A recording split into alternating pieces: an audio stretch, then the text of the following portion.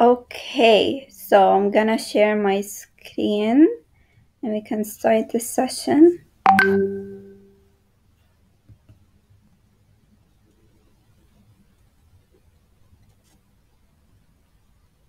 Okay, I believe you can see my screen, right? The PowerPoint. Not yet. Internet is very slow فمضطر بس تفتح. Okay, don't worry about it. Okay, now it's working, yeah. That's good. So we're at the second to last session of the Amya and training sessions, which is the sixth session. So we have just a seventh session left, which is on Thursday, before or if we even do the final and mock conference with the current power outages. Now, today's session is about draft resolutions, working papers, amendments, voting procedures, but the main topic is draft resolutions. Okay, so first of all, we're gonna start with a working paper. So what is a working paper? Okay, so a working paper, sorry, okay, I think the definition of a working paper got lost. But the working paper is basically, if you would consider it as a scratch paper for draft resolutions. So basically, in this working paper is when you start writing your possible resolutions. So what actions can you take? But don't like ignore that it is like, oh, it's a scratch paper, so it's not important, so we can write anything. No. Oh, somebody entered. Second. Okay, so no, it's not just only a scratch paper for draft resolution. It's not only like random things. It needs to be very organized, very well organized, because you're gonna present it to the chair, and it needs to be organized when presenting it. Okay, so that because it needs to be approved by the chair, so that you can keep working on it and then move on to the draft resolutions. So that's the definition of a working paper. Now, how can you have a stronger working paper, which is going to ultimately help you in developing draft resolutions? Okay, first of all, you need to focus on depth instead of length. So focus on the materials. So basically, everyone loves introducing long working papers, but when you have multiple blocks, so multiple people from different groups, trying to introduce papers that run up to 2 or 3 pages, nobody's gonna honestly read everything or like pay attention to it. So you need to stand out, and by doing stand out, and how do you stand out? You stand out by thinking of the quality of the resolutions instead of the length of the resolution. So many of the working papers that come out fast are either cobbled together quickly to try and cover as much aspects, and were pre-written, which isn't ideal, of course. So rather than having a long list of short, scrambled clauses, put more time and effort in just like 2 or 3 resolutions, but like planning them out carefully, making them detailed, making them stand out. So that's what we mean by depth instead of length. You can have 2 resolutions, but they can be extremely detailed to the point that you stand out, and your working paper or even your draft resolution is stronger than that of your opponents or the other blocks. So depth is really, really important. Okay, now moving on to format creativity. So in most cases, you can submit plenty of other things as working papers, like reports, graphs, and images. So the point is that it enables delegates to introduce media for the committee to consider, and which will aid them in discussion. So be cautious with this, okay? Remember that your chairs still have to approve your working paper. Although your working paper, as we mentioned before, is a scratch, again, you need to be like very careful with it and cautious because they still need to approve your working paper, okay? Um, so, yeah. So this isn't used as a gimmick. Your working paper is very important. So what you introduce should legitimately get delegates to think. It could be an infographic cataloging state contributions to climate change, or it could be an innovative think tank proposal. Either way, it's something useful, which wasn't in like the background guide, if you will, and you'll stand out for having something different and something useful. Okay, so remember the point in MUN is, and maybe in life sometimes, is to stand out. Okay, you must always stand out, whether that's doing more work, but being smart about it. Okay, more work again doesn't mean like more sentences, more things. It's about like working smart. Okay, so you can have again 2 or 3 clauses, but you can provide infographics, graphs, extremely planned out resolutions, etc. So all of these go hand in hand: the depth instead of length, the format, creativity, and whatnot. Now, moving on, timing is important. So timing is very, very important because you need to get your working paper done so that you can move on to the draft resolutions. Okay, so timing is important so that cooperation and compromise go hand in hand in timing, and I'm going to discuss that later. So timing is important in the early stages of the committee. Okay, so the working paper that gets submitted first gets vetted first, so it gets voted on first and approved first, and in all likelihood introduced first. So by being the first one out of the gate, you get everyone's attention. And if yours is like a very compelling one, the next unmoderated caucus will begin to center around you. If, on the other hand, you take too much time writing a long working paper, you might find yourself in line behind 4 or 5 others. Okay, so basically, timing is very important, whether that's in the working paper or we'll see in the draft resolution, because that doesn't mean that you have to basically hurry and write anything that comes to your mind. No, it means you need to work and compromise properly with others so that you might like get them done on time, because of course without cooperation and compromise, which is our next topic, you're gonna find yourself very late. You're gonna find yourself always fighting with the other delegates, which kind of happened to myself, and like the in my committee there were 2 delegates that were constantly going head to head. One was taking control of the committee, while the other one wanted to take control, but he wouldn't allow her. And I think that's what caused them to lose in the first place, because honestly, they were very strong delegates, in my opinion. But that thing made them like lose, okay? Because at the end of the day, the chair was watching them. So they might have like introduced good resolutions and whatnot, but their cooperation and compromise was like zero. Okay, so again, so cooperation, compromise are considered essential steps in the writing of a working paper. Delegates are advised to go around the room and eliminate identical or similar suggested solutions after drafting their own ideas for possible solutions. Okay, now, finally, breaking down the problem. So, whenever you want to write a working paper or even resolutions, you're writing the resolutions about a certain topic, about a certain issue.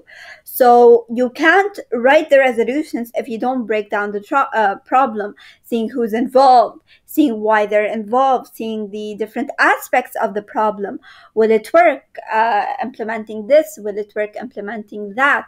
That's what we mean by breaking down the problem. You need to see every aspect of the problem so that you might write a proper resolution. So any questions about the working paper? I'll take that as a no. Okay. Moving on, we have the draft resolution. So this is the most important part, and I kid you not, the most important part, alongside the working paper, of course, in the whole conference. Because if you really kind of like put your effort in the working paper, and then furthermore in the draft resolution, this would help you, or would literally take you 10 steps forward in like possibly winning the conference. Okay, because really the chair focuses on how you can implement resolutions. Resolutions is the main like topic in all MUN conferences. They always focus on resolutions. So that's why draft resolutions and working papers are so much important, especially working papers, since you are giving the resolutions then and there. Draft resolutions is basically just organizing them again. Okay,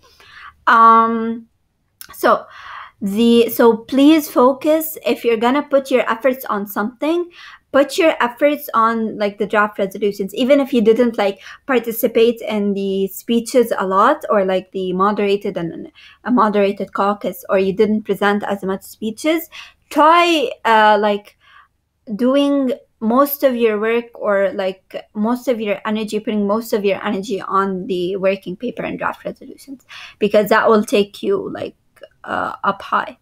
Now, the draft resolutions are resolutions that haven't been voted on. So draft resolutions are made of many parts, but some of the parts are basically the resolutions that you already wrote in your working paper, but in a more organized form. Okay? Now, there are several parts to a draft resolution. It's made up of 3 parts: the heading, the preambulatory clauses, and the operative clauses. Okay? Now, the heading, the heading. So the heading is made up of the full official name of the committee. So instead of writing the WHO, you're going to write the World Health Organization. Okay, so the full official name of the committee, the World Health Organization. It won't be considered kind of like, it won't be considered correct if you only write WHO. Okay, again, the full name. Then you have the sponsors, or the full name of the topic. Yeah, you have the full name of the topic. Whatever topic you're presented by, you're gonna have to write the full name of it. Okay, then you have the sponsors. Now the sponsors, this is where the importance part of the draft resolutions come in.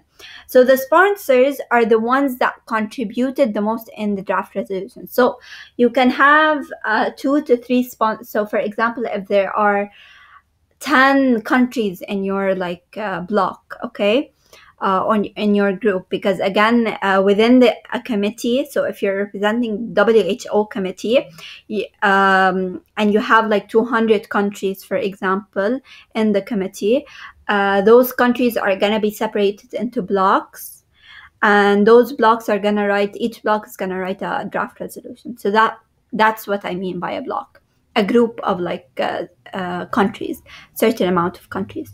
Okay, so yeah, if for example are the ones that contributed most to your block, so the chair usually decides how many sponsors you're allowed to have. For example, in my committee, there were only 2 that were allowed to be sponsors. I wasn't a sponsor. Honestly, I wasn't a sponsor. But I still won. So just because you aren't a sponsor doesn't mean you can't win. It would it would put you on top, definitely, but that doesn't mean you can't win. For example, I won because I contributed to the resolutions a big deal, a big amount of resolutions. I put in the draft resolution, but I wasn't a sponsor because some people contributed more. But those people presented acts of did not present acts of diplomacy. So they were very aggressive. They were controlling others, and they were always head to head, as I mentioned, the sponsors. So that's why they were kind of eliminated, and I won. Okay, I was one of the people that won because there was no diplomacy between them. So always remember diplomacy, diplomacy, diplomacy. Because even if you're one of the sponsors, that doesn't mean you're out of like the danger zone of not winning. If you know what I mean. But anyway, so the sponsors are the ones that contributed most in the draft resolution, and they're the ones that are going to present the draft resolutions to the chair once it's finalized. Okay. Now the signatories are basically all the countries within the bloc, and yeah, that's basically the heading. I'm gonna show you later an example of a draft resolution. Okay. Then you have the preambulatory clauses. Now, the preambulatory clauses are very simple. You can write them very fast because they're basically the reasons a committee is addressing the topic and highlights past international actions on the issue. Okay, so they're basically everything the committee has done. So for preambulatory clauses, you can include references to the UN Charter, citations of past UN resolutions or treaties on the topic under discussion, mentions of statements made by the Secretary General or a relevant UN body or agency, recognition of the efforts of regional or non-governmental organizations in dealing with the issue, and general statements on the topic, its significance, and its impact. So everything like from the committee has previously done regarding this topics, because when they give you a certain topic, they're gonna give you a topic that's of course present and kind of has a very like important impact in the future and the present, but it also has like a very condensed history as well. So don't forget that. Now, the preambulatory clauses have kind of a certain format. So the format is each draft resolution. So basically each preambulatory clause is like one sentence long or one line long. Okay. Then then each clause begins with a present participle. It's called a preambulatory phrase. I'm going to show you what I mean by that in a second. And clauses are separated by commas. So for example, if you're writing, I'm going to write here. Okay. If you're writing, so let's take action. This is a very bad clause, but I'm just going to show you an example. And then you want to move into another clause. For example, let's do this. Okay. This is a different clause and this is a different clause. You don't put a period. No, you put a comma and then move on to the other clause. So that's what they mean by that. Okay. Then we have the operative clauses. Now, the operative clauses is their suggested action plans. And so basically you're turning your suggested action plans into formal operative clauses. So the operative clauses are policy that the resolution is designed to create. So basically it's kind of formatting your working paper in the appropriate format. Okay. So now in the operative clause, you need to remember one rule. Clauses are numbered. Okay. So what do we mean by that? So first of all, the operative clause, each clause should have a minimum of 2 subclauses, okay? So each of which should be numbered. There can't be just one subclause, okay? So at least 2 minimum subclauses, okay? So that's why we said like focus on depth instead of like length. Don't put like clauses, but don't put just clauses. Put clauses, you can have like 4 clauses, 2 clauses, we don't care.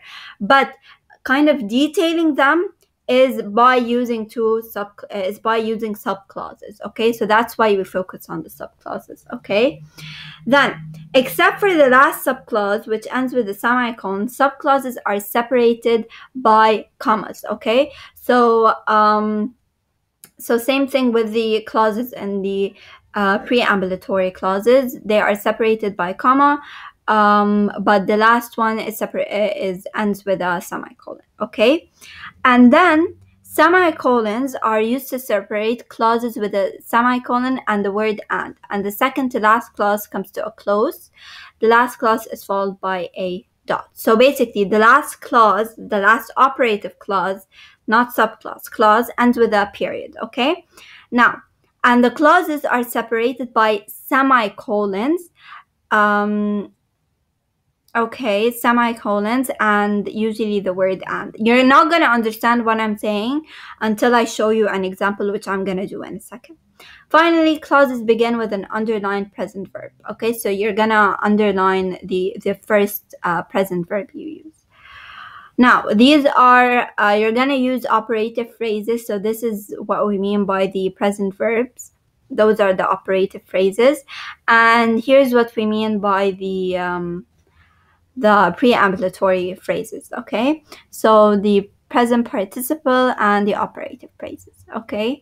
Now, some notes that I can give you is that always create a detailed resolutions. We mentioned this before. For example, if your resolution calls for a new program, think about how it will be funded and what body will manage it, okay? So always create detailed resolutions, okay? Because it's very important. Again, quality over quantity, okay? Then be realistic. Do not create objectives for your resolutions that you know cannot be met, that are like very impossible to do, and make sure your committee can take the action suggested. For example, the General Assembly can't sanction another country. Only the Security Council can do. So make sure they relate to your committee, okay? And of course, be sure to follow the format for resolutions provided by the conference organizers, aka the chair, aka the organization that we discussed. This is a sample of a draft resolution, okay? So here we have the name of the committee. Okay, here we have the topic: protecting, resolving, and organizing the Central African Republic. We have the sponsors. So here we have many sponsors, actually. It depends on the chair which decides. Albania, Dominican Republic, France, Russian Federation, United States, and then signatories. Signatories are basically the rest of the countries, if you wish. Okay, here's the topic, actually. Yeah, the crisis in the Central African Republic. So basically this first section here is the preambulatory clauses. Now here is the operative here's the preambulatory clauses, but this is not the perfect example of preambulatory clauses. Here is the operative clauses. I want you to focus on the operative clauses. So you see, this is a clause. Then you have the subclauses, and there are subclauses to the other subclauses. Okay, so that's what we mean by the operative clauses. Okay, now I can send you a better example, but this is the most clear example that I could find. And this is the best. So, but that's the basic idea. Don't worry, you won't be kind of confused in the conference. Everything will be clear, okay? But this is in regards to the clauses, okay? Then we have the voting procedure. Okay, so the voting procedure. Okay, just let me move on to the second slide.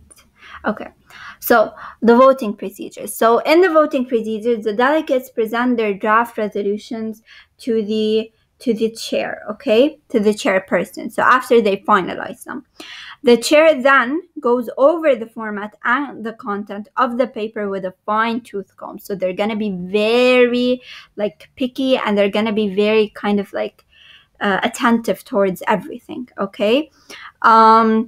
Now, to make the process of going over the document and assessing it easier, delegates, of course, must be neat, systematic, and organized. Now, the chair numbers the paper after it has been approved as a draft resolution. So a referencing number corresponds to the numbering. The first number denotes the discussion topic, while the second denotes the order in which draft resolutions were presented. Example, a paper numbered 1.2 discusses the first topic and the chairperson's second paper to be accepted. So for example, here you can see 1.1. So it was basically the first draft resolution that was presented and accepted, and they're discussing the first topic. Then, okay. Yeah. Then the committee is then allowed to introduce amendments, which are changes. We're going to discuss them thoroughly in a second, which are changes to the draft resolution after all of the draft resolutions have been admitted and numbered. The committee ends the debate and moves on to voting on draft resolutions once the final format for the draft resolution is determined. And of course, you need the absolute majority to for a draft resolution to win. So a voting procedure necessitates a simple majority. So any questions regarding the draft resolutions, working paper, and the voting procedure? Okay, no questions. Now, moving on to the amendments. Okay, so what are amendments? Amendments, definition of an amendment, it is a change in the text of a draft resolution designed to modify the content. So the chair usually opens up the floor for amendments, and then you can, if there's a needed amendment, whether that's from an opposing bloc, they can raise that amendment by adding a new clause, removing a clause, or changing text in an existing clause. Now, you have two types of amendments, okay? You have friendly amendment and a non-friendly amendment. Now, friendly amendment is when an opposing kind of bloc asks, for example, to change this or that doesn't make sense, or etc. But the sponsor explains it properly, and then that person is satisfied, or if that person is satisfied, so they both agree. Or if the opposing bloc wants to change something and the sponsor deems it as, okay, you're right, that's called a friendly amendment. So both parties are in agreement. Now, an unfriendly amendment, it is a change that one or more of the resolution sponsors do not agree with, or an opposing bloc, okay? So the opposing bloc and the resolution sponsors don't agree with the idea that's being stated by them.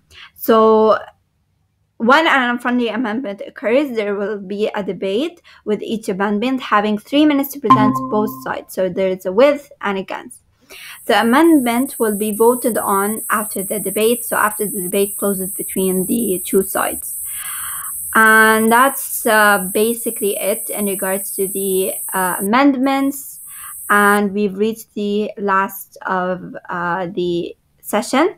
If you have any questions, I'll be happy to repeat and I'm happy to explain. Do you have any questions?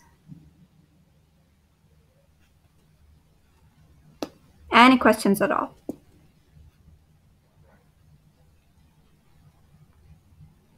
Take that as a no. But again, I'm gonna leave you with something. Always remember that working papers and draft resolutions are very, very important, especially the working paper, because that's when you're able to set your stance in the committee. So if you don't set your stance, you don't set yourself as a leader and as a person who's contributing a lot during the resolutions in the beginning of the committee, sometimes it will go downhill, but sometimes it won't make a difference. But it's better to be safe than sorry in regarding being a sponsor or not, because not everybody who's a sponsor wins, but not everybody who's not a sponsor doesn't win. But sometimes being a sponsor is kind of the push the push and like the safety nets. So again, it's better to be safe than sorry if you want in this situation. But to become a sponsor and to win at the same time, you need to be diplomatic and you need to provide resolutions, a lot of resolutions. Because if you're a sponsor but you're undiplomatic, you'll not win. That's the case of it. So please always remember, be diplomatic and provide as many resolutions as you can. And that's only done by research. Research as much as you can, research resolutions. Don't focus on speeches as much as it. So you don't need to focus on speeches as much as you think you need to. Focus on resolutions, okay? Always focus on resolutions. Like research resolutions more than you're researching or taking your time to write speeches. That's the most important part of any MUN conference, okay? And they don't usually mention that. I was confused when I first entered like MUN, and I kind of put my work on speeches when I realized no, I should have put my work on resolutions, which is what I did later on. Okay, so please focus on resolutions. Okay, always focus on resolutions. So again, this is the end of our session, and there remains one more session next week. Now, on Thursday, not next week, on Thursday. So that session will be about any of the last things we did mention, from time management to organization and etc., to emotional intelligence. So everything management wise and organization, whether that's personally like emotional intelligence, emotional management, or even time management. So that brings us again to the end of the session. Hope you like the session, hope you benefited the session, and I'll see you in a few days. So you are dismissed by that. Thank you, Dina. You're welcome. Bye.